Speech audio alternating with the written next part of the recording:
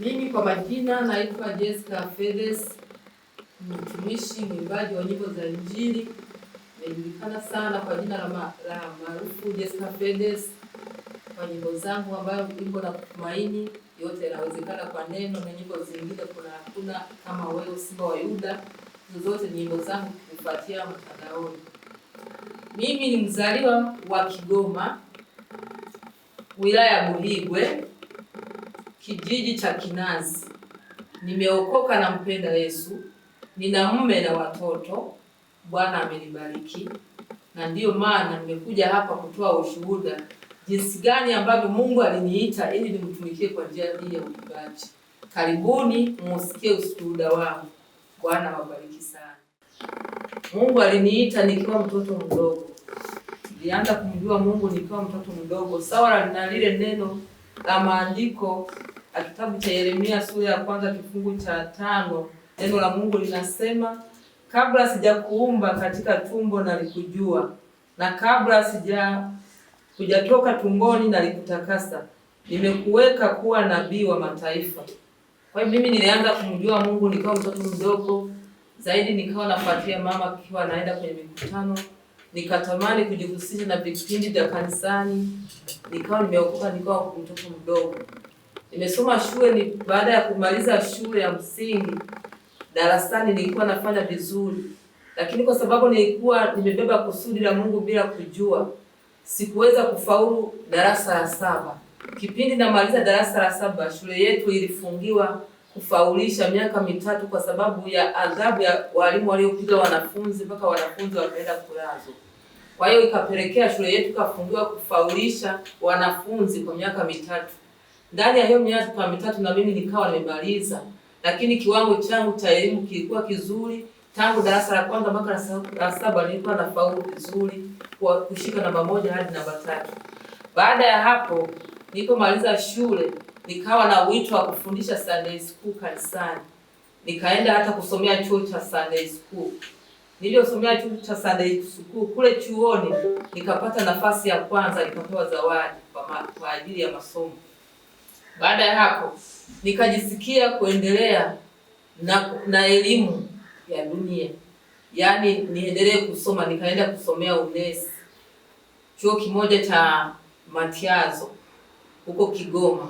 Nilipoenda kusoma kile chuo, baada ya kumaliza chuo nikawa na maksi kubwa tu, nikapewa zawadi kwa kushinda, lakini sikuajiriwa kwenye kile chuo kwa sababu kile chuo walikuwa wanaajiri hospitali iko hapo hapo. Nilikuwa na kiwango kizuri cha kuajiriwa kazi pale pale. Lakini baada ya kumaliza chuo mkuu wa hospitali alikuwa mzungu, akaenda kwao Marekani. Ile hospitali kasimamishwa tena miaka 5. Baada ya kurudi ndio akafika na ifungua ile hospitali kaendelea na huduma. Kumbe mimi nilisharudi nyumbani, nilishatolewa mahali na kufunga ndoa. Kwa hiyo ikanipelekea kukosa ajira mahali pale nilipomaliza. Ndiendelea tu kuimba kwaya, huku naendelea kuhudhuria mikutano na shauku kubwa ya kumtafuta Mungu. Nikapelekea nilipokuwa na maisha ya ushuhuda mazuri nikiwa binti, kanisani wakanichagua kuwa mzee wa kanisa, nikaongoza uzee wa kanisa miaka 3.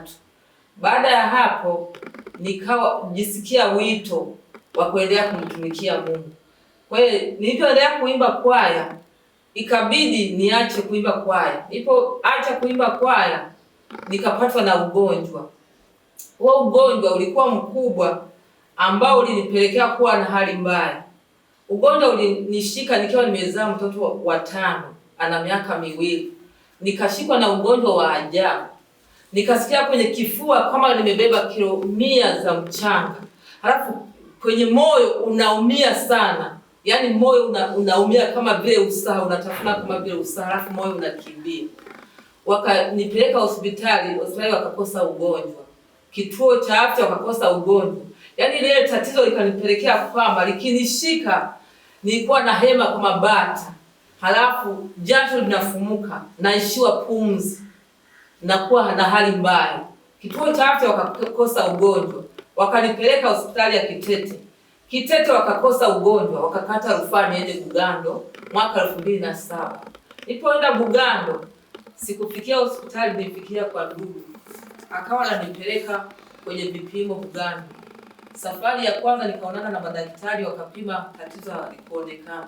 Safari ya pili akanipeleka, tatizo halikuonekana. Safari ya tatu wakaamua kupima ultrasound ya tumbo na wakanipima presha. Wakaniambia nina presha na vidonda vya tumbo. Wakaendelea kunipa dawa.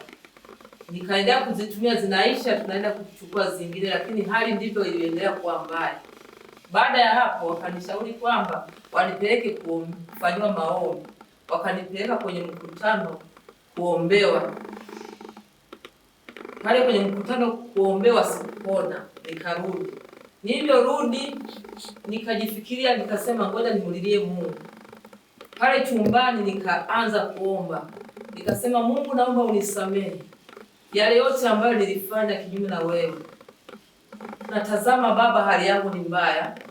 Naomba basi unitumie ujumbe kama Hezekia baada ya kuugua alipata ujumbe. Naomba unitumie ujumbe, kama nimekosa nijue Mungu. Na kama mimi niona kuna kazi unataka kunituma, sijajua ni huduma gani, basi Mungu naomba uniambie. Nimeteseka sana, maana kufa sifi, na watoto walibaki nyumbani na mume wangu alibaki nyumbani, nina hali mbaya. Baada ya kuomba hivyo, kwa sababu Mungu ni wa rehema, usiku Mungu akaniletea maono nikiwa nimelala. Yale maono nikashtukia, ninaona nimerudi nyumbani. Nilivyorudi nyumbani, tuko kanisani, kuna ibada ya ubatizo. Wanabatiza watu. Alafu baada ya ubatizo tukaenda kula sherehe kwenye ubatizo. Tumeenda pale kula sherehe, alafu mimi nikaona mtu anasimama mlangoni ananiita. Niliposogea mlangoni, yule mtu alikuwa na kitunga cha mahindi. Akachota mahindi mkono wake wa kulia, akanikabidhi, akasema Jessica, kapande mbegu izae matunda. Halafu huu mkono wake wa kushoto alikuwa ameshika zile karatasi za limu. Zile limu kabisa bunda nzima. Zile karatasi za limu, karatasi ya kwanza ilikuwa ina maandishi yameandika kabisa kama aliyeandika na mashine. Yameandika Jessica, umeshinda, nenda chuo cha ualimu. Yule mtu nikamuuliza chuo kiko wapi, akanielekeza chuo kile pale, hakunipeleka. Nilipochukua zile karatasi naendelea kutafuta kile chuo kiko wapi, nikakutana na mtu mwingine amesimama kwenye maji meupe. Halafu ananiuliza, Jessica, je, umepata hati yako ya ushindi? Nikasema nimepata. Akasema nenda chuo cha ualimu. Kile chuo aliponionyesha nikakuta kuna nyumba zimezunguka na kuna geti. Nilipoingia mahali pale nikamkuta mlinzi, nikamuuliza nimeletwa hapa? Akasema umeletwa hapa. Akasema utaratibu ni kumuona mkuu wa chuo, atakupa utaratibu wa chuo hiki. Pale niliwakuta waimbaji mbalimbali, kuna makwaya, kuna waimbaji wa nyimbo za Injili. Na kila watu wako kwenye kundi lao wanaimba. Halafu nilipoingia ofisini kwa mkuu wa chuo ili nipate maelekezo ya kile chuo, kumbuka niko kwenye maono. Halafu nikashituka kwenye yale maono. Niliposhituka kwenye yale maono, nikajisikia kupumua vizuri.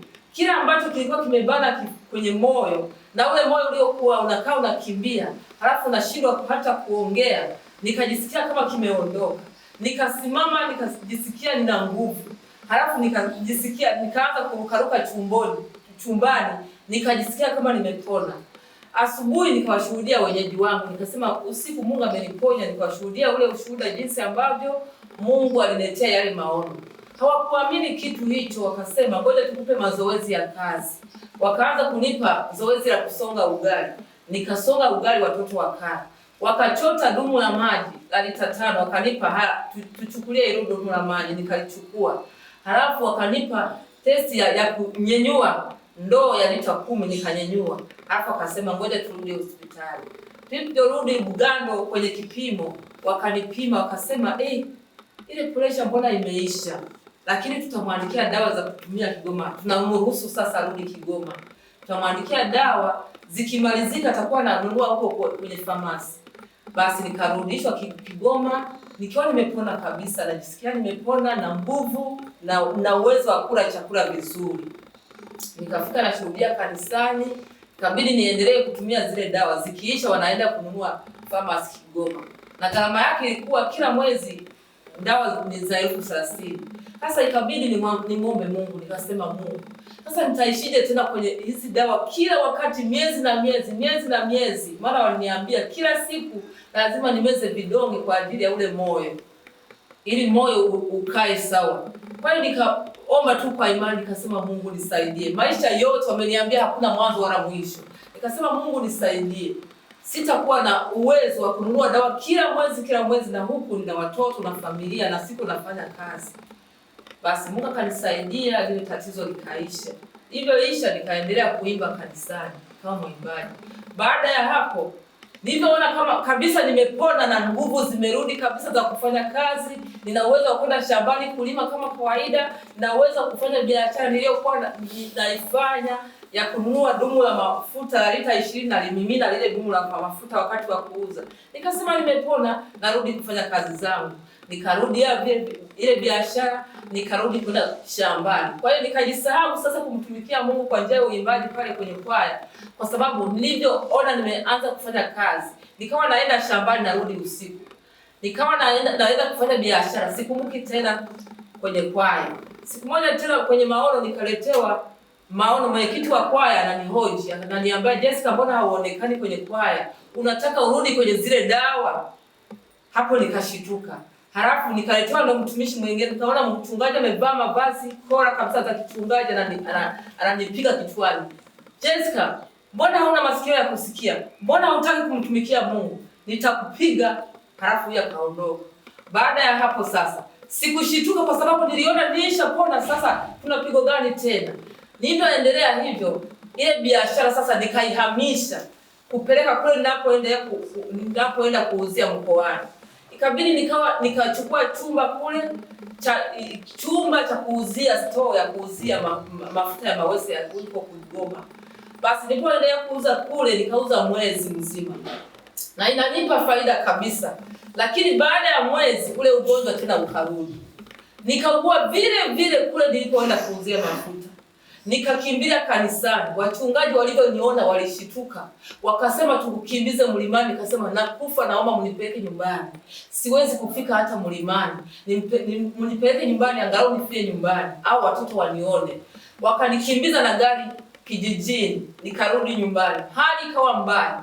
Wakasema tumkimbize hospitali ya Matiazo, sasa hivi anashindwa kupumua. Nikasema jamani, ninakufa, niiteni waombaji waniombee. Walipowaita waombaji wakaniombea, wakanipeleka kwa muombaji. Ikabidi aseme huyu anatakiwa maombi ya dozi, hali yake ni mbaya. Nikaendelea kukaa hapo kwenye maombi. Nilipoendelea kukaa hapo kwenye maombi, nilikuwa nanyweshwa uji na mama. Kuenda yani popote nilikuwa napakatwa, sina uwezo tena wa kuamka. Hali ikawa mbaya vile kama awamu ya kwanza. Baada ya hapo Mungu saidia, akaja mchungaji kutuombea wagonjwa. Alipokuja mchungaji akaleta radio ina ushuhuda wa Nyisaki. Kabla hajaanza kutuombea akauwekea ule ushuhuda wa Nyisaki. Nikamsikia Nyisaki anashuhudia ushuhuda jinsi ambavyo Mungu anaweza kuweka karama ndani ya mtu na kumuita ili amtumikie. Akasema huyo mtu Mungu akimuita anaitika, lakini pengine naacha kazi ya Mungu. Sasa akiacha kazi ya Mungu, Mungu anampiga. Akimpiga yule mtu anamulilia Mungu, niponye, nikipona nitakutumikia. Yaani huyo mtu anakaa anamtumikia Mungu anaacha. Mwisho Mungu anamuumiza katika mapigo, anampiga. Hapo nililia niliposikia hivyo. Nikamwambia yule mchungaji, ni mimi nagombana na Mungu. Mungu alishawahi kuniponya ili nimtumikie, lakini nikaacha kazi yake. Akasema fanya toba wewe na Mungu, mpatane na Mungu. Mimi siwezi kukusaidia chochote. Mchungaji akaenda. Nikaingia kwenye maombi ya toba usiku. Niliomba toba usiku, nikasema Mungu nihurumie. Nikipona nitakutumikia wewe. Wana huu ugonjwa nao niumiza. Nikiangalia pesa hazina faida kwangu. Mume hana faida kwangu, hata watoto kwa uchungu na maumivu nilio nayo. Sioni kila chochote duniani kama kina faida. Yaani sioni cha kunisaidia kitu gani nipone. Nikasema Mungu nimesurrender. Kwa kazi yote utakayonituma nitakubali kutumikia. Usiku tena Mungu akaniletea maono ule usiku. Nikaona nimeenda mitaani, kuna mkutano kwamba kuna mkutano wa Injili. Nikawakuta wachungaji wamekaa na Biblia wameweka. Alafu nikawauliza mbona hamko mnahubiri? Wakasema tumekosa mtu wa kuimba na mtu wa kutoa ushuhuda. wakaniambia tunaomba utuimbie nyimbo. Nikaona nashika maiki, ninaanza kuimba peke yangu, ninaimba watu wanashangilia kwenye ule mkutano. Ninaimba watu wanashangilia. Baada ya hapo nikashituka kwenye yale maono. Niliposhituka kwenye yale maono nikaanza kutafakari, hivi Mungu unanipa huduma ya uimbaji peke yangu? Mimi mbona ni muoga, nawezaje kuimba peke yangu? Lakini ninakumbuka ule ushuhuda wa Nyisaki kwamba ambaye hawezi kukutumikia ana adhabu ya moto utakaoongezwa mara 7. Naogopa Mungu kwa ajili ya ule moto. Naogopa Mungu kwa ajili ya kunipiga. Nimekubali. Ikiwa umeniita kwa huduma ya uimbaji, nimekubali, nitaimba. Baada ya kusema nimekubali nitaimba, hapo tena nikapona. Nikawashuhudia asubuhi, nikasema Mungu ameniponya. Yaani kabisa nikasikia nimepona, nikasema nataka chakula, wakanipa chakula, nikajisikia nguvu, halafu akaniruhusu nikarudi nyumbani. Nimerudi nyumbani nikaendelea kwenda kanisani kama kawaida, nikarudia kwaya. Baada ya hapo kuna mtumishi mmoja alikuja kuhubiri kwenye kanisani. Yule mtumishi nikaongea naye, nikamshuhudia yote, halafu nikamwambia sasa mimi niko tayari kumwimbia Mungu, nitaimba nyimbo gani? Nyimbo zipi? Nikasema mtumishi, naomba uniombee maombi ili unisaidie maombi ili Mungu anisaidie kutunga nyimbo. Maana niliwahi kutungia kwaya nikiwa binti. Sasa hivi sina uwezo tena kutunga. Nisaidie ili Mungu anipe nyimbo nikutumikie. Yule mtumishi akasema nitakuombea. Alipoenda kuomba kama kesho akaniita ofisini kwa mchungaji. Akasema nilipokuombea nikataja jina lako, nililetewa maono, nikaletewa mtu mfano wa malaika amemshika kondoo. Halafu yule kondoo kichwani ana chombo kina matundu. Halafu akaambiwa hivi, unamwona huyu kondoo ana kiburi, nimempiga mara nyingi hataki kusikia na miguu yake haitembei. Unaona kichwani kwake kuna chombo ambacho hicho chombo kimebeba mbegu, ambayo kila atakapoenda ataangusha mbegu, na kila atakapotoka mbegu itakuwa inaota, inazaa matunda. Lakini huyu mtu amekaidi kunitumikia.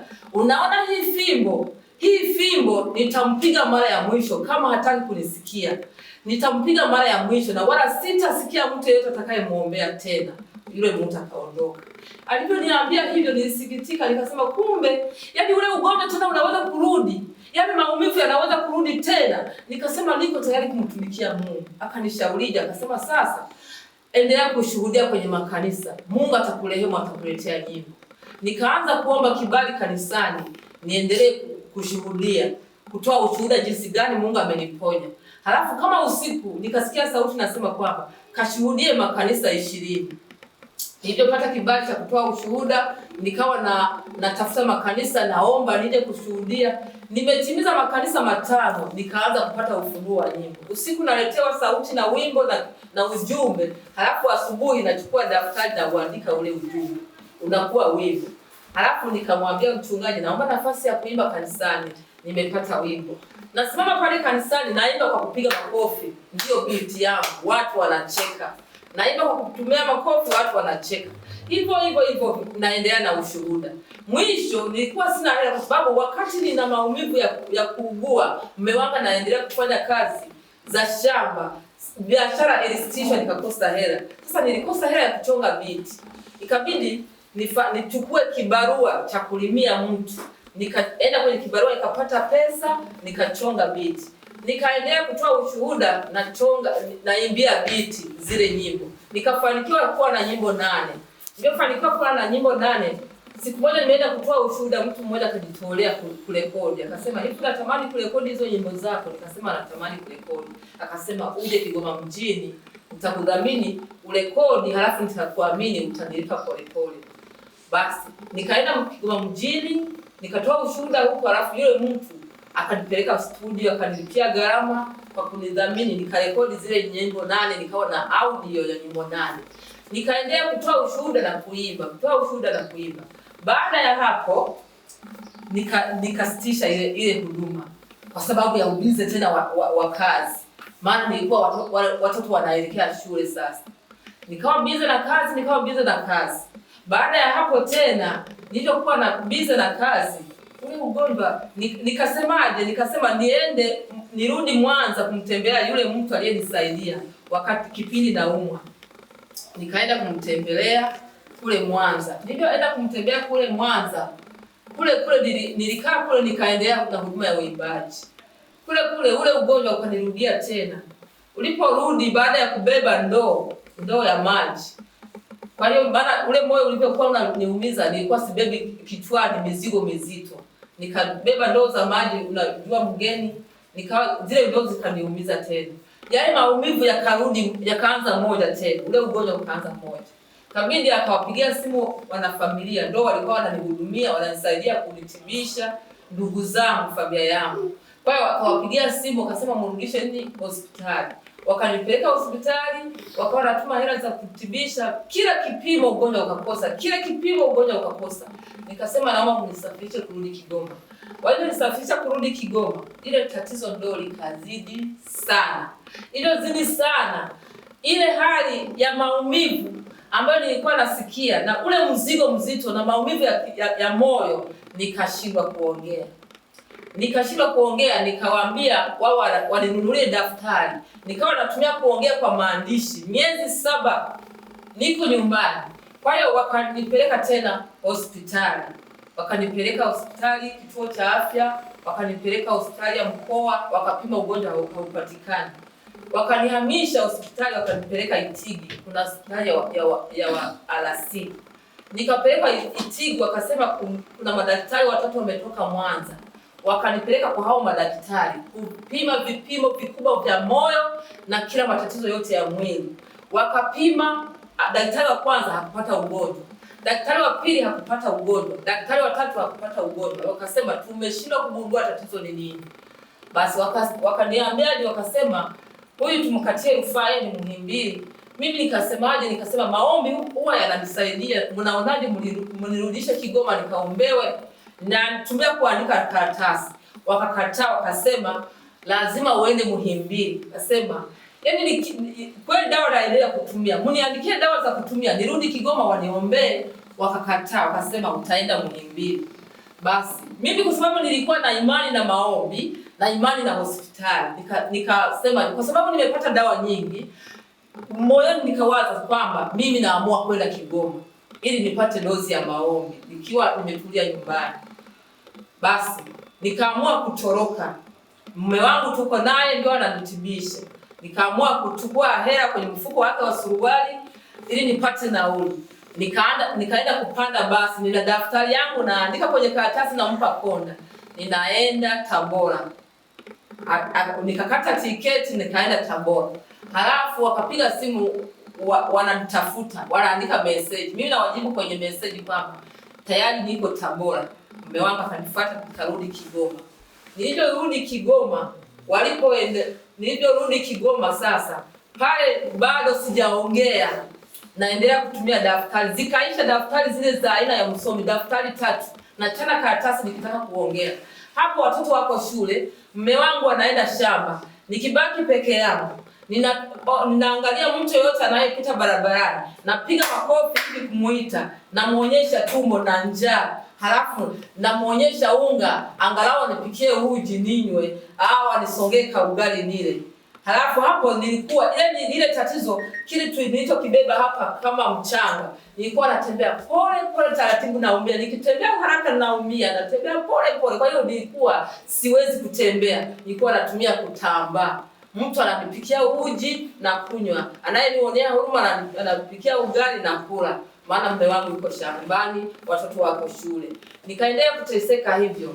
Baada ya hapo sasa akaja muombaji, waombaji wakawa wanakuja kuniombea, mchungaji anakuja kuniombea kila siku.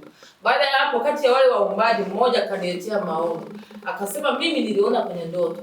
Nikaona malaika 2 wameshika karatasi, wananiambia unaona hizi ni nyimbo za Jessica. Utafika wakati ambapo tutampa hizi nyimbo zake. Halafu pembeni akasema aliona kinara cha taa kinawaka. Sasa akaniambia kwamba utafika wakati ambapo tutampa hizi nyimbo Jessica kwa wakati wa Mungu. Basi akaniambia hayo maono yule muombaji. Mimi nikamjibuje. Nikaandika kwenye karatasi, mbona nina CD yangu? mbona nina nyimbo zangu, nyimbo zingine zipi tena nitazipata? Akasema mimi nimeambiwa hivyo. Nikaliamini lile neno. Baada ya hapo wakaendelea kuniombea.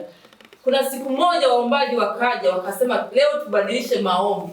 Wakaniombea kama yale maombi ya Dorcas, maombi ya kumdai Mungu kwamba kumbuka Jessica amekutumikia kwa uaminifu, amesambaza ushuhuda, ameenda kuimba huku na huku, maombi ya kumdai Mungu. Hapo siku hiyo wakati wanaendelea kuomba mpaka jasho linafumuka, nikashitukia na mimi napaza kelele kwa kuomba. Nikaomba pamoja nao, nikamaliza. Baada ya hapo jioni nikawashuhudia watu wa nyumbani kama leo nimeongea, na kweli nilikuwa naongea. Baada ya hiyo siku nikarudia hali kanirudia tena sikuongea. Basi Jumatano waombaji wametoka kanisani wakaja tena wakasema Mungu leo tunataka tukuone. Ile siku nilipoongea siku ya Jumapili wameniombea. Halafu na washuhudia watu wa nyumbani kwangu na waambia kwamba sasa Mungu ninayemtumikia, kama kweli Mungu aliniita nimtumikie na nilishomtumikia na nitaendelea kumtumikia, nataka leo anifanyie muujiza. Nataka niuone mkono wake kwamba ni Mungu anayeponya.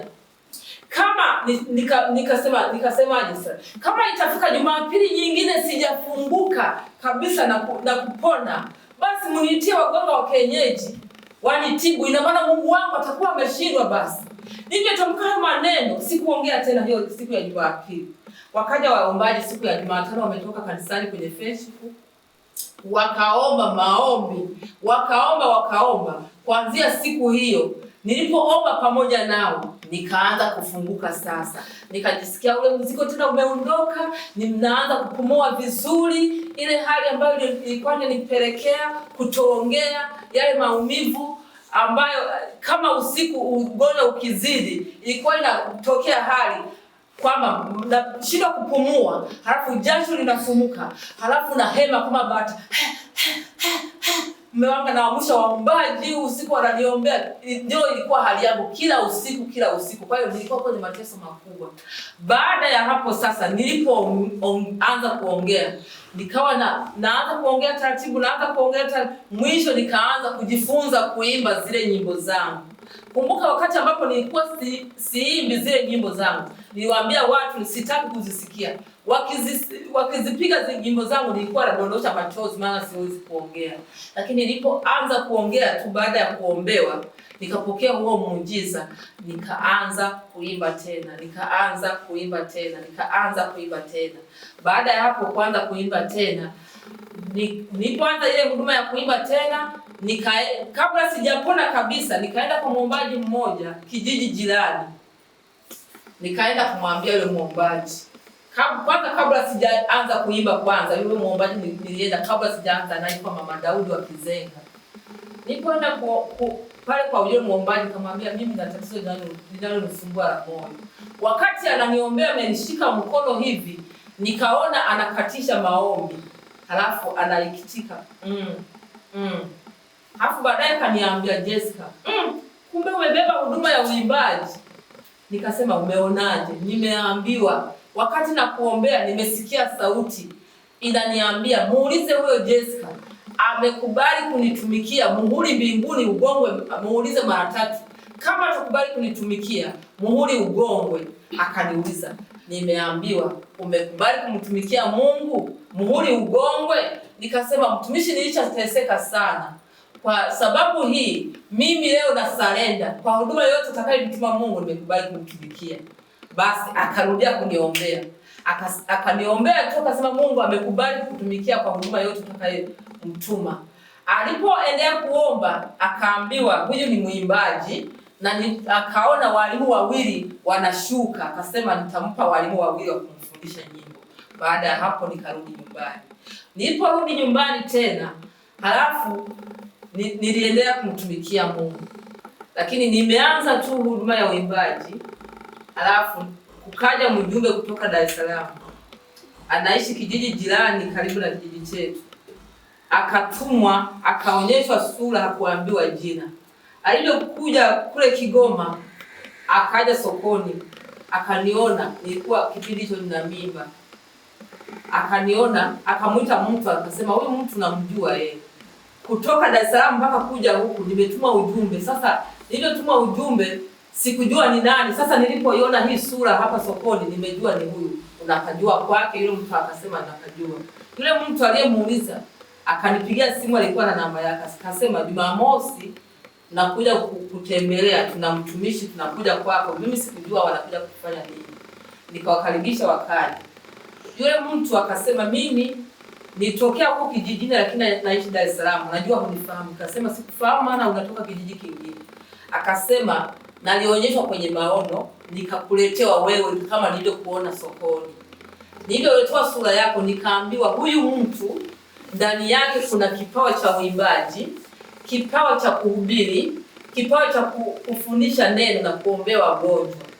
Nikaona kwenye hayo maono umealikwa kwenye mkutano mkubwa, uko unahudumia mkutano, kufundisha semina asubuhi na jioni kuendesha mkutano. Mlipomaliza ibada ya asubuhi, umemaliza kufundisha semina, nikaona mnaingia kwenye ofisi ya mchungaji. Alafu mchungaji anakuambia kwamba mtumishi, wakati unafundisha semina wameokoka watu 7. Hivyo hao watu 7 natakiwa jioni tusiendelee na mkutano, twende kuwabatiza mtoni. Mimi nikasema okay. Baada ya hapo umemaliza kuniambia eti mchungaji kwamba watu 7 wameokoka. Nikaona kuna wafanyakazi wale wakubwa wa serikali wanaingia ofisini wa mchungaji. Wakasema mtumishi, tumesikia huduma yako na sisi tuna matatizo ya moyo kama ulivyokuwa unashuhudia kwenye mkutano, kwamba kumbe hata kama mtu lile tatizo limeshindikana hospitali kuna njia ya kupona kwa njia ya maombi. Nikasema wakasema utatusaidia hayo maombi. Wakati tuko tunaongea na hao watu, yule mtu akaona wanaingiza mgonjwa aliyepooza mkono, wanamuingiza pale ofisini. Wanasema mtumishi, muombee huyu mgonjwa. Eti akaona namuombea yule mgonjwa, ule mkono uliopooza hapo hapo ukapata nguvu. Yule mtu akatoka kwenye hayo maono. Kwa hiyo akaja kuniambia hivyo, nikasema ukaona ni mimi kabisa. Mimi hicho kipawa nikitoe wapi? Akasema mimi sasa nimefikisha ujumbe nilicho kitumwa Dar es Salaam. Sasa nimemaliza ujumbe, nataka tukurudi Dar es Salaam. Hayo maono nikayatunza. Baada ya hapo akaja mtumishi mwingine kutoa ushuhuda kwenye kanisa la Pentecoste. Mimi nilipenda sana kuhudhuria mikutano, kila ninaposikia kuna mikutano au semina nilipenda kuhudhuria, nikahudhuria ule mkutano. Basi baadaye nikakutana na mtumishi, nikawa tunaongea naye na mshuhudia jinsi ya kuitwa kwangu huduma. Ule mtumishi kama kesho yake tukaonana kwenye mkutano, akaniambia baada ya mkutano tuonane. Aliponiambia tuonane, akaniambia mimi usiku nilitoa maono yako, niliona huko kwenye mkutano mkubwa unaimba. Baada ya kuimba kwenye huo mkutano mkubwa, halafu sokoni kulikuwa na wale wanaomba pale njiani. Yule omba akawa anaweka nyimbo zako kwenye speaker wakati amekaa pale. Halafu watu wakapita wanamwambia kwamba wewe hizo nyimbo unazozisikiliza unajua mwimbaji anayeziimba hizo nyimbo? Akasema simjui. Huyo mwimbaji yuko kuna mkutano anaendesha kule, yuko anahubiri mkutano mkubwa, ungeenda kuonana naye. Basi yule mtu wakamuongoza, wakamuleta, alikuwa kiwete. Walipomleta baada ya kuhubiri kwenye ule mkutano, nikaonana naye, akaniambia hivi, mtumishi, napenda nyimbo zako vizuri na zinanisaidia. Siku nikiweka nyimbo zako kwenye speaker, siku hiyo napata riziki, watu wananigawia hela nyingi, nabarikiwa na nyimbo zako. Baada ya hapo tu mimi nilichomsaidia yule mtu, eti nikatangaza kuchangia kama harambee kwenye mkutano wa jioni. Ile harambee yote ikakusanya tukampa yule mama. Halafu akaniambia niliona hayo maono tena. Kwa hiyo nilivyoendelea hivyo, nikaendelea kutumika kama kawaida. Imefika kipindi sasa, nikaona maono mengine. Nikaona niko natembea njiani, tuko na dada mmoja huwa rafiki yangu, tunapenda kuomba pamoja. Nikaona kwenye njia kuna hela zile za change za 200 za 100. Tukaulizana kwamba tuzichukue hizi hela, lakini tusizichukue, tunajua ni za nini, zinaweza kutuletea madhara. Lakini tukasema kwamba sisi si waombaji, Mungu si anaongea na sisi, tuombe juu ya hizi hela tuzichukue. Tukapiga magoti. Tumepiga magoti, tunauliza Mungu, hizi hela tuzichukue ni za uheri? Nikasikia sauti kama kuna mtu anasema juu yangu, akasema wakati umefika wa Jessica kumtumikia Mungu duniani. Ile sauti ikasema mara 3, wakati umefika wa Jessica kumtumikia Mungu duniani. Basi ile sauti kaondoka, nikatoka kwenye hayo maono. Sasa nikajifikiri, kumtumikia Mungu duniani, wakati nilishaimba zaidi, nilishatembea kwenye makanisa zaidi ya 50 kuimba nyimbo zangu, na huwa naimba kwenye makanisa na kwenye mikutano. Halafu ndio nasikia kwamba wakati umefika wa Jessica kumtumikia Mungu duniani. Sikujua hayo maono, wala sikumuuliza nitatumikaje duniani.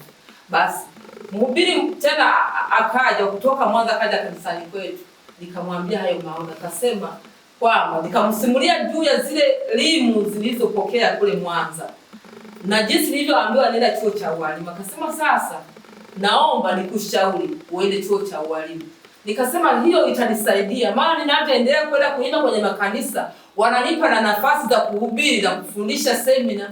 Kwa hiyo nafundisha, sina maarifa zaidi ya Biblia, na mimi ningependa kwenda kusoma nikapata maarifa ya kujua Biblia, ili nitakapoenda kualikwa kwenye mikutano na kufundisha semina nijue itakufundisha. Nikaamua kutafuta chuo kipi nikasome. Kwa bahati nzuri nikapata chuo kinaitwa Hope of the Nation Kigoma. Chuo cha Injili kinachofundisha mambo ya imani, Injili ya neema. Nikaenda hapo. Kwenye kile chuo ni cha wazungu, unalipiwa ada, na ukijaza fomu unalipiwa ada na wale wazungu wa kule Marekani. Na hicho chuo tulikuwa tunafundishwa na walimu wa Marekani. Walikuwa mwalimu akija na somo lake, kama ana somo la Injili ya Mathayo, anafundisha wiki 2, halafu tunafanya mtihani, anaondoka na ndege, mwalimu mwingine anakuja. Nikasoma hicho chuo miaka 2. Mume wangu kaniruhusu kabisa, maana najua Mungu aliponitoa. Maana Mungu alinipa mume mwema aliyenivumilia kwenye magonjwa, japokuwa alipitia hizo changamoto, watu wakamudhihaki, wakamshauri kwa mke mwingine, lakini akasema kwa sababu tulipewa uaminifu kwenye ndoa, nitamvumilia tu. Basi akaniruhusu kwenda kusoma. Maana nilikuwa natembea naye kwenye huduma, anaona jinsi watu ambao wanatamani kuniletea mahitaji na jinsi ninavyohudumu kwenye madhabahu. Akasema kweli mke wangu anahitaji kusoma ili ajue Biblia, maana huwa anafundisha semina na kuendesha mikutano. Basi hapo nikasoma. Nilipomaliza kile chuo, bahati nzuri kila somo nilikuwa napata A, kila somo A. Nikamaliza chuo. Wengine ambao hakufaulu walibaki pale chuoni. Nikarudi nyumbani. Wakati nimerudi nyumbani, siku hiyo narudi nyumbani, nikaletea maono, nikasikia sauti nasema kwamba imebaki mtihani mmoja ufanye. Unaona hili shamba? Lilime hili shamba ulimalize. Ukilimaliza utaenda Dar es Salaam.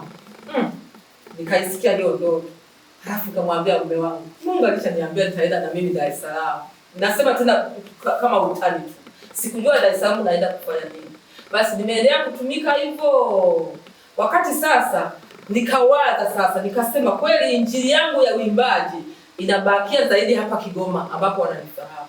Na mimi ningetamani kuhubiri injili ili ulimwengu usikie injili yangu kwa njia ya uimbaji. Maana siwezi kufikia ulimwengu. Kweli nimesoma na ninaweza kuhubiri na kufundisha neno, lakini siwezi kufikia ulimwengu wote wakasikia neno na ujumbe wa Mungu kutoka kwangu. Ningetamani na mimi nyimbo zangu niufikie ulimwengu. Sasa nikawazaje, nitarekodije, nitaingiaje mtandaoni? Basi baadhi ya nyimbo ambazo nilikuwa nasikia za waimbaji, nikawa nabarikiwa na nyimbo za Emmanuel Mgogo. Nikaanza kumtafuta, nikamuomba anisaidie, akakubali. Mwaka jana nikaja Dar es Salaam. Kwa neema ya Mungu nikarekodi wimbo unaoitwa na kutumaini na Emmanuel Mgogo, nikafanya collabo naye. Baada ya hapo nikamaliza, nikarudi Kigoma.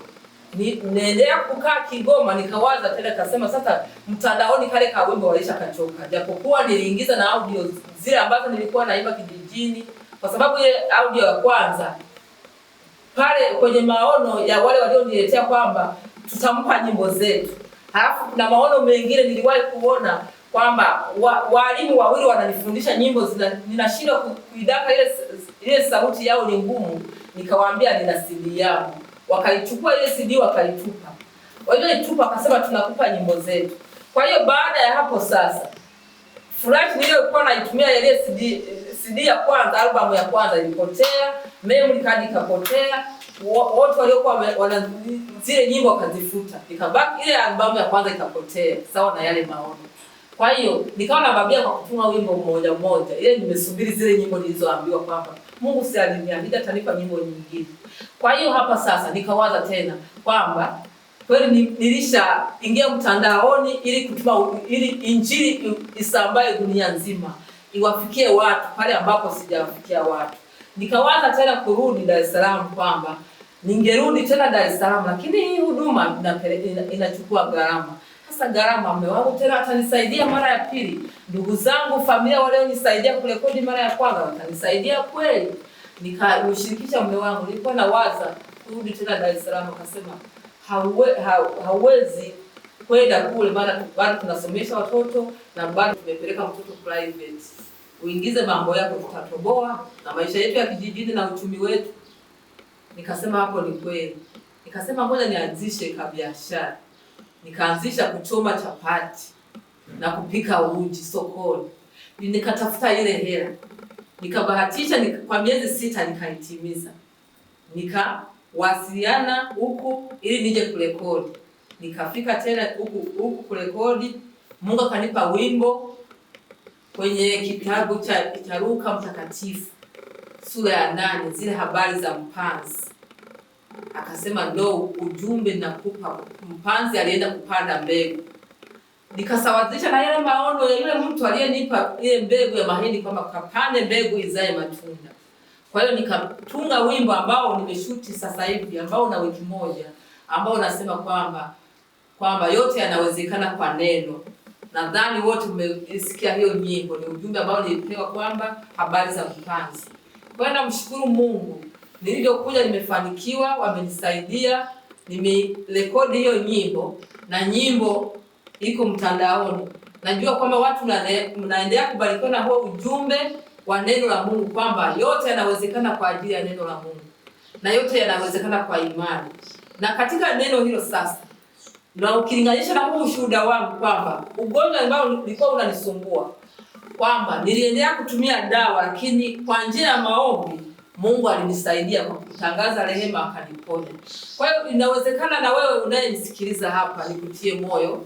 Kwanza, walio na wito kama mimi, Mungu anaweza kukupa karama ndani yako na huduma. Maana kila mwanadamu, Biblia inasema kila mwanadamu alizaliwa na kusudi la Mungu. Kuna wengine wamezaliwa na kusudi la kuwa madaktari, wengine wamezaliwa kuwa na kusudi la kuwa polisi, wengine, yani kila mtu ana kusudi ambalo Mungu amemuumbia ndani yake. Wengine watumishi, wengine waimbaji, wengine wachungaji kama Biblia inavyosema, wengine karama ya uinjilisti, wengine karama ya uimbaji, wengine mitume, wengine manabii. Kwa hiyo wewe unayenisikiliza kwamba umtii Mungu na kumheshimu. Kile ambacho Mungu ameweka ndani yako, anataka utumie hiyo nafasi kumtumikia ili wengine wapate kufunguliwa kupitia wewe. Kama nabii Yona, kama singepeleka ujumbe kule Ninawi ingeangamia.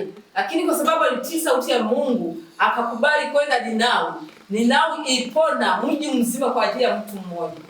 Nikushauri wewe ambaye umebeba kusudi la Mungu, la kumtumikia Mungu, na kwa nafasi yoyote ulio nayo, si katika utumishi tu, lakini kwa karama na kipawa cha kila mtu alicho nacho, na kila ambacho Mungu ameweka ndani yake, na ulitumikia kusudi kwa uaminifu.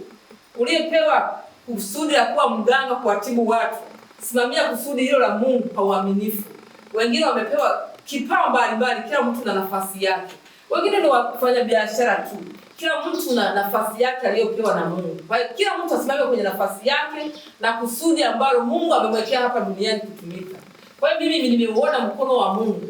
Tangu hapo mimi ni mzima. Mungu ananisaidia, tunaugua homa kama kawaida. Lakini ile tatizo, kwa sababu nilikubali kutii sauti ya Mungu, nikaamua kumtumikia na kujitoa sadaka, Mungu alinirehemu, akanitia nguvu. Mpaka sasa nina ujasiri kumtumikia Mungu na nina hamu kuendelea kuimba nyimbo, kuhubiri injili, kufundisha neno la Mungu na kuwaombea watu kwa neema ya Kristo ambaye ameweka ndani yangu. Kwa hiyo ninawashuhudia wote kwamba msikie kwamba kusudi la kuimba, mimi sikushawishiwa na mtu kwamba nimependezwa na mwimbaji yote kwamba au nijifunza au nimetamani. Ni kwa sababu Mungu aliweka kipawa ndani yangu na akaniweka kwa huduma hiyo nimtumikie kwa njia ya uimbaji. Namshukuru Mungu kwa neema hiyo niliyoipata. Nashukuru Mungu kwa Mungu alivyoniandalia mume anayejua, aliyeibeba huduma, anayetumika pamoja nami. Kama mume angekataa nisitumike, nisingetumika. Lakini kwa sababu mume amenikubali nimtumikie Mungu, na mimi naahidi kumtumikia Mungu, nitaendelea kumtumikia Mungu. Na namshukuru Mungu kwa nafasi hii ambayo nimefikia. Injili sasa inafikia ulimwengu mzima, na watu wakiliamini neno. Yaani hasa hizi hatua zote zimefika mpaka hapa ni kwa sababu nilikuwa nalishika neno la Mungu. Kila ambacho Mungu ameniambia kupitia maandiko yake, nikiwa naomba Mungu ananifunia andiko na nisoma lile neno, linaniongoza kuwa mwongozo kwamba hatua gani ifuatie mpaka nikafika hapa. Kwa njia ya neno yote yanawezekana, na ukimwamini Yesu yote yanawezekana. Hakuna jambo lililo gumu la kumshinda Mungu. Hakuna ugonjwa wowote ulio mgumu wa kumshinda Mungu. Hata tatizo lolote kwenye ndoa anayesimamia ni Yesu tu. Kumbuka kumuita Yesu kwenye maisha yako. Kumbuka Petro alipotaka kuzama kwenye mawimbi alisema Yesu niokoe. Yesu akamuokoa, akamshika mkono. Usimalize shida yako na changamoto ulionayo peke yako. Muite Yesu kwenye maisha yako. Lisome neno la Mungu. Uwe mtu wa maombi. Utashinda vita iliyoko mbele yako na iliyokukabili kwenye maisha yako. Na utaziona baraka za Mungu kwenye maisha yako, kwenye ndoa yako, kwenye biashara yako, kwenye eneo lako la kazi. Utaendelea kumuona Mungu akiwa pamoja nawe kwa sababu unamtumaini yeye. Wengi wamemwacha Mungu. Wengine wamemwacha Mungu baada ya kupata kipato kikubwa, wakaamua tu kumwacha Mungu. Wengine hawaendi hata kanisani. Kumbuka Mungu ndiye aliyetuumba sisi na tulipo kwa nafsi yake na kwa mfano wake. Tunapaswa kumwabudu Mungu. Tunapaswa kumuomba Mungu kwenye shida zetu na kumtegemea kila wakati. Tunapaswa kumshirikisha kila kitu tunachokifanya, akijue yeye na atusaidie. Peke yetu hatuwezi bila Mungu. Jambo lote huwezi kulifanya bila Mungu kukusaidia. Kwa hayo nilikuwa nafikisha hapo ushuhuda. Wote waliosaidiwa na ushuhuda, Mungu awabariki. Ambao anajisikia wito kumtumikia Mungu. Kumtumikia Mungu huwezi kupata hasara. Mungu anakubariki tu. Mimi nisingejua kwamba ningemtumikia Mungu halafu watoto wakasoma. Ningemtumikia Mungu halafu nikaendelea kuwa na maisha mazuri. Lakini Mungu amenisaidia katika hayo, ninakula. Japokuwa nimepitia changamoto, lakini Mungu yuko upande wangu na ananisaidia na ananilinda siku zote za maisha yangu. Kwa hiyo na wewe nitie moyo, japokuwa unapitia changamoto, yuko Yesu anayeweza kumaliza changamoto zako na matatizo yako yote. Ukimwamini na kumtumaini yeye, yote yanawezekana kwa imani. Mungu awabariki wote. Bwana Yesu asifiwe. Amen.